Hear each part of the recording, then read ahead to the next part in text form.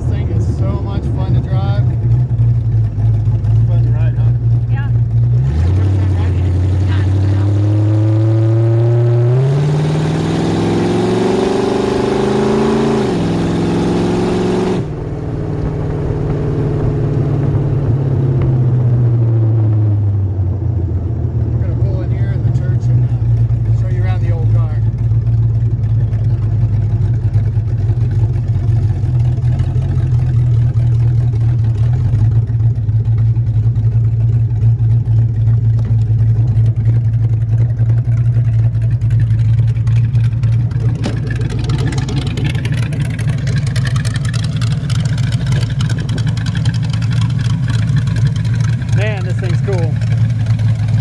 Everything about this car is cool.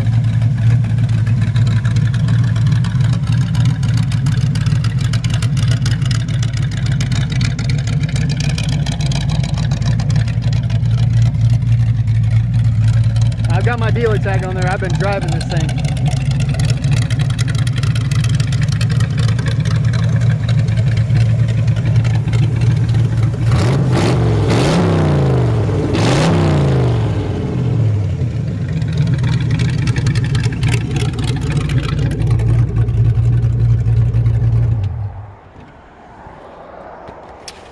Well, like I said, this is a 1930 Ford Roadster.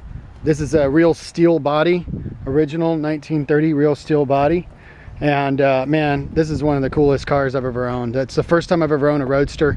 I'm really excited about it. I've got my dealer tag on it. I'm actually driving it, heading to youth group at church tonight and driving this thing to youth group. It runs so good.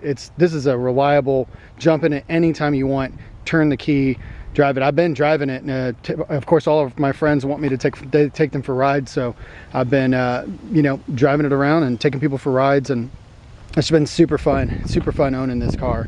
You know, I was kind of saying this is an awesome alternative to owning a motorcycle. If you want to stay on four wheels but you still want the open, I mean, it's like riding a motorcycle with no helmet on, so I love it. A couple of things that are super cool about this car. One is this is an actual original 1965 Corvette engine. Those are real true old school vintage Corvette valve covers, and I don't know if somebody custom made this or this is an old school air cleaner. I don't know. I've never seen an air cleaner like this in my life, so I mean, maybe somebody makes them, I don't know, but I just really think that this is special to have a 65 Corvette. I say that I pulled the numbers off the back. Actually, I believe it's 63 through 1967 block is what the numbers are off of it. I was told it's a 1965 Corvette, 2-bolt main.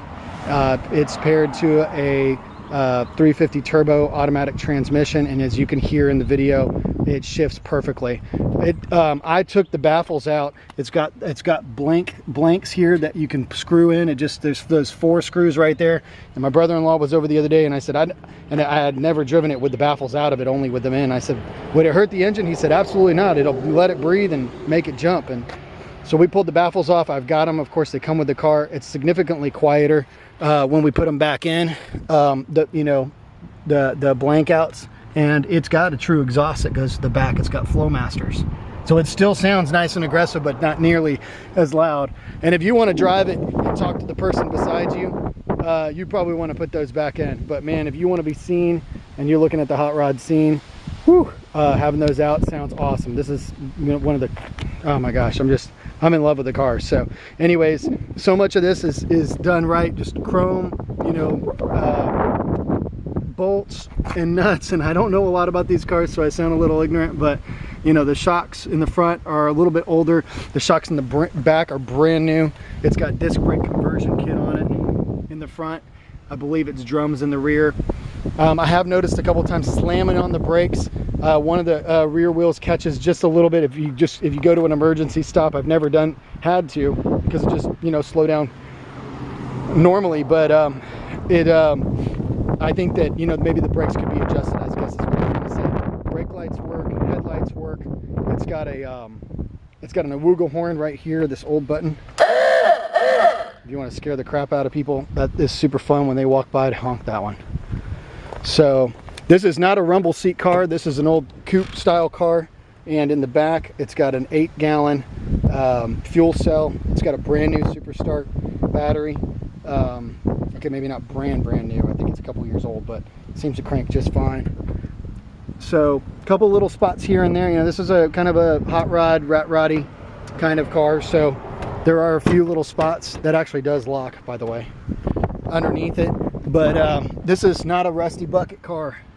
So I just put brand new coilovers in the back. I think that's a Ford 9-inch rear end, but I'm not positive. But the frame on this thing is 100% rust free, from what I've seen. Like I said, that's a true Flowmaster exhaust. It's not an aftermarket Flowmaster. Tires appear to be newer. They have awesome tread on them. And the rear, in the front, you can tell by the tire tread wear that the alignment is off just a hair. And when you get it up to about 80 miles an hour, you can feel that a little bit. Not that you need to be driving this car quite that fast, but the speedometer is accurate. And I was showing that, or had Rebecca showing that speedometer earlier when we were riding in here. Just nice, clean, solid frame. And as far as the panels are concerned, everything looks good in here. When you get it up on the rack, you can see that, where they tubbed it in a little bit there are some, kind of funky welds on the body itself, like right here. And if you wanted this thing to be perfect, you'd probably want to get it up and maybe redo those welds or clean them up, hit them with a grinder on both sides. They look good on the outside here. So it's so bright today. I'm trying to get the camera to adjust. I just want to say they look good on the outside, but when you get up on the inside, kind of see, that's what I'm talking about right there. Just maybe cleaning up those weld lines would be a nice thing to do. Floor pans look awesome. And this car's so small. I'm used to doing videos on larger cars where I feel like I've got to talk a lot about all these other things, but there's no bed in it like a truck. There's no trunk. So there you have it. This thing is super cool. Really reliable. Man, I just really enjoy these things. So peachtree classic cars.com.